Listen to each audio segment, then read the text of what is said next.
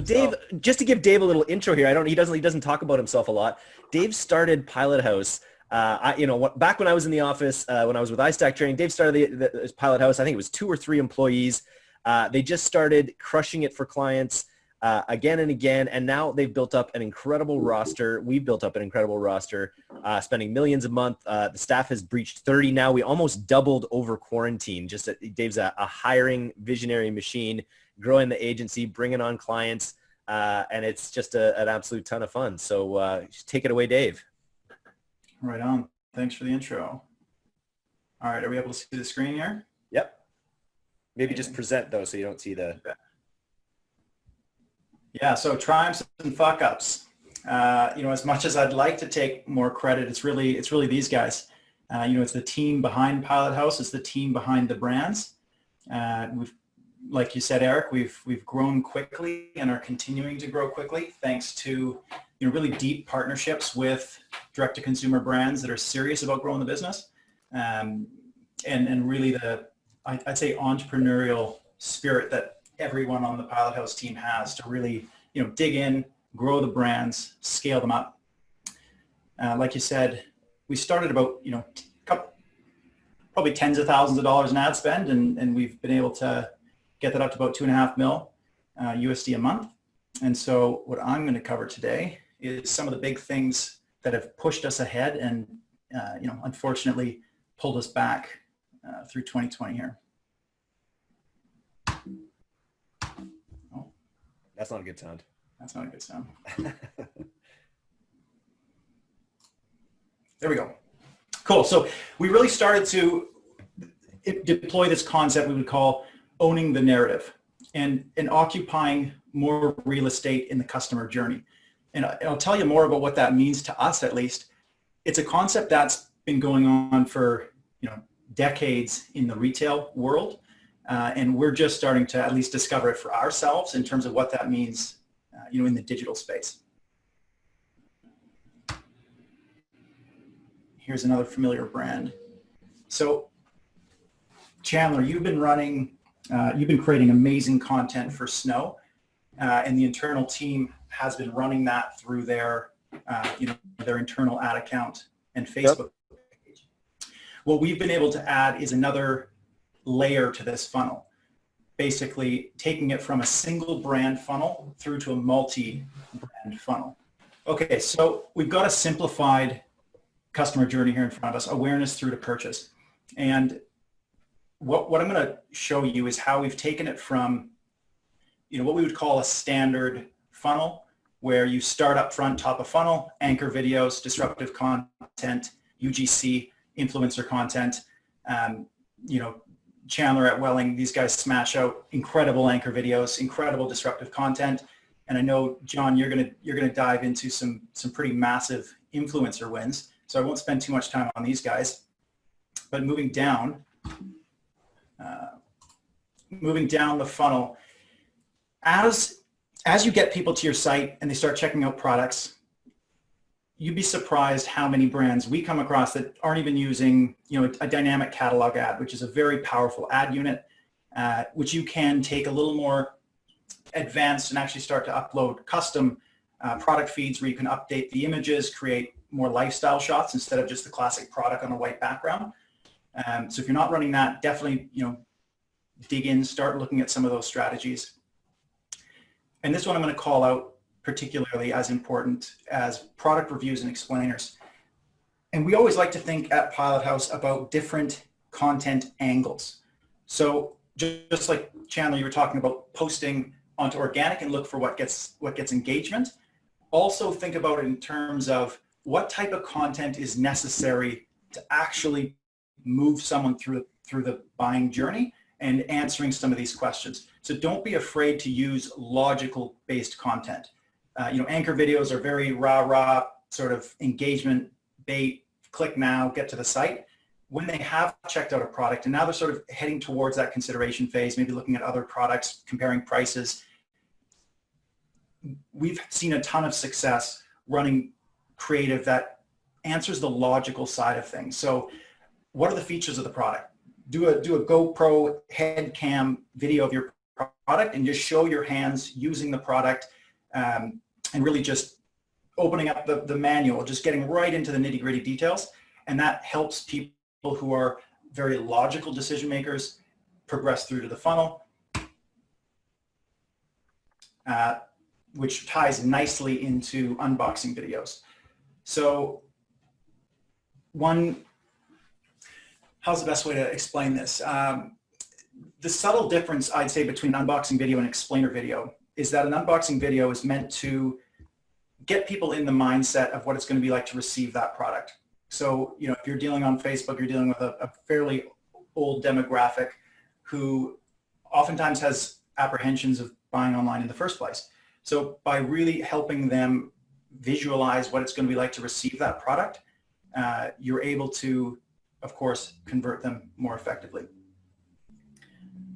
Tie that into customer testimonials. So rather than just focusing on, a written testimonial or a video testimonial, we've found a huge amount of success working with our brands to tie it into the follow-up emails, tie it into the customer calls that are going out from the CRM.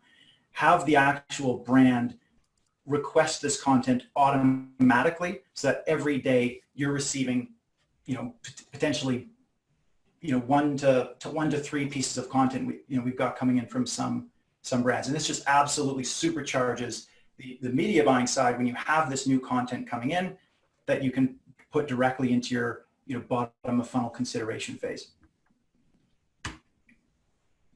And lastly, once people have, of course, purchased, use that opportunity to enhance the customer service, enhance the brand experience.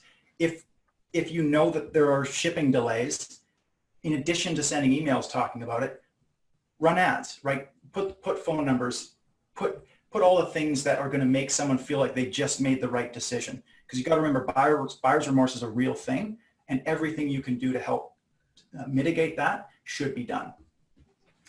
And of course, everyone's heads at cross-selling and repeat purchases, really trying to leverage that core audience.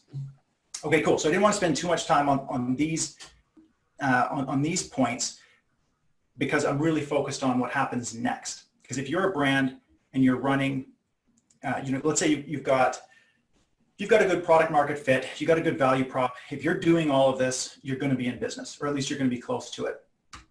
But what's going to happen as you get that performance and as you scale, you're going to start to find that you reach a natural saturation. Your traffic cost starts to increase. That's typically because you start over leveraging your core audiences, right? Lookalikes only take you so far. Pretty soon you've invested hundreds of thousands of dollars into that audience, potentially millions of dollars, and you start to get diminishing returns. So what do you do next? So this is the concept of the multi-brand funnel. What we've started to do is create third-party brands that have their own website, they have their own Facebook page, and their own ad account. And what it does is it creates another point of reference for a user as they're going through the journey. As they're seeing all the branded content, they start to hear from these other third parties.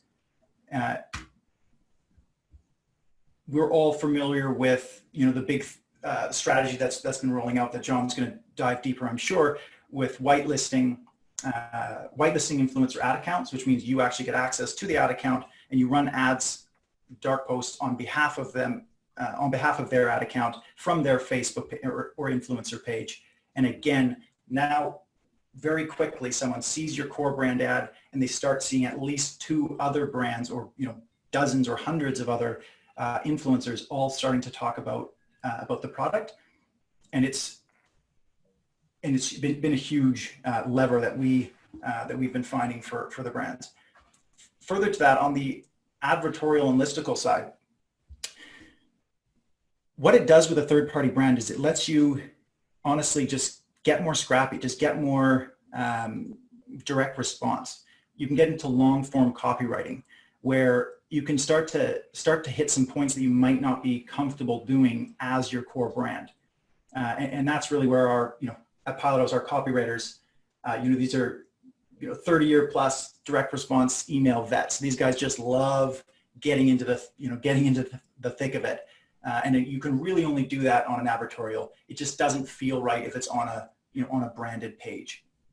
So yeah, that's been a major lever for us. Another example, quizzes, surveys. We've spun out different brands for different concepts, really. Either way, it just allows you to test new things, try new angles. Some people love quizzes. Some people love surveys. If you were to just try to offer the product to them up front, they might not be interested. But if they take a survey and they almost feel like they're discovering it organically, and then there's this seemingly unbiased recommendation to check out the product at the end of one of these quizzes or surveys, they'll get to the site cost effectively. And sometimes that's the only goal of these third-party brands on the top of funnel, is just cheap traffic. And as long as you're still targeting the right audiences, you're getting the traffic potentially for half the cost. And you can then follow up with all your branded middle of funnel, bottom of funnel ads. Now this is where the magic happens, in my opinion. Knowing that you've got people who are reaching a consideration phase in their buying decision, they're going to be comparing your product against the competition, right? 1, 2, 3, 4 different brands potentially. There are comparison sites out there already, but you don't necessarily have control over what those sites are saying. And so what we've been able to do is create these third-party comparison articles or sites where we're able to control the narrative, and we're able to compare the products, of course, do so fairly, but really gives you a chance to call out specifically why your product is superior to the other products on the market. And when used in conjunction with all these other buckets, it's quite effective. And that leads us to purchase. Then you can start thinking about partner brands and offers that might also speak to a similar audience, which I won't get into too much detail there. So this, as an overview, this concept bailed us out of a really sticky situation early January, and that's what I'm going to kick off here in our fuck up section. 2020 lesson: you don't have to fuck up. Facebook will fuck you up, or Zucker punch, as we like to call it. We got ourselves beat up pretty bad in January, and I'm going to take you through what happened. And we've all been through it. The false flags. Just this past week, there's these sweeps. You see it in the ad buyers. Just way too many people's ad accounts get all shut down at the same time. There's some kind of Facebook backend sweep. But we can all recover fairly quickly from that. But January 5th, 2020, we got cut deep. And it was a payment failure domino, we called it, because it kicked off a pretty horrendous cycle of doom, which started basically, so Jan 5th, how we had the account set up was 3 payment methods: primary, secondary, and a third card. What had happened was the primary card was failing, the secondary card was failing, but the third card succeeded. And as you can see on the right here, this just created a repeating cycle that it didn't fail enough, I suppose, to actually shut down entirely, but it continued to go. So a total of 80 payments were run, 54 of which failed, all in one day. And this basically, we assume, labeled us as just the worst of the worst, right? We were put in a bucket of the worst advertiser on the platform. And this is an extremely clean brand. Like, it doesn't get any cleaner than this. This brand, everything we were running was perfectly, perfectly compliant. But the following day, we had, or I guess 3 days, over the course of 3 days, we had 6 ad accounts get disabled. A little context in terms of why we would have 6 ad accounts. So we were running, a core ad account. We were running, a secondary ad account, which might have a different type of ad buying going in at cost caps, et cetera. And we found splitting them out just to be more effective for this particular account. We were running ad accounts for the founders. So each of the founders had their own ad account, their own Facebook page, and it's just a different tone, a different angle to approach the same audience, such that when they go through Facebook, they start seeing the story from multiple different places, and really helps solidify that decision. All of them went down.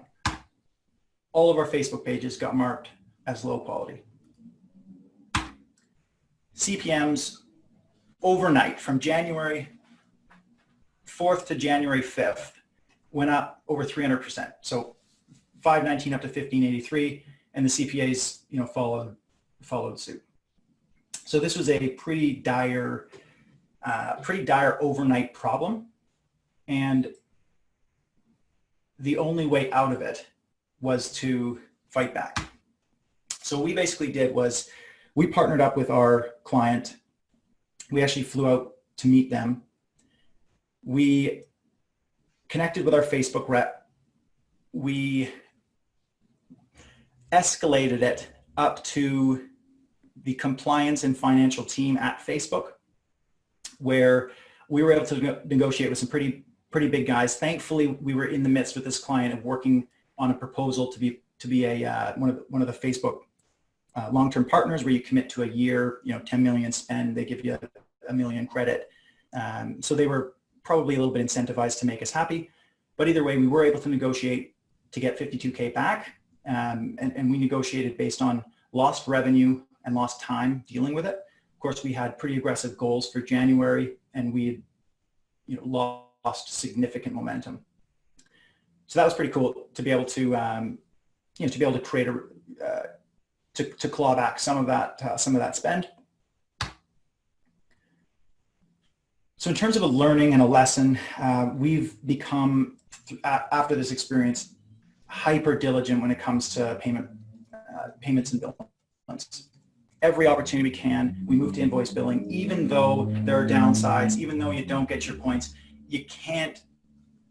It's hard to justify the benefits when the payment fuck ups just sewer your momentum, and it just happens so regularly that every opportunity we can to move a brand to invoicing, we do it, or at least we make sure we've got a tight credit card management process in place.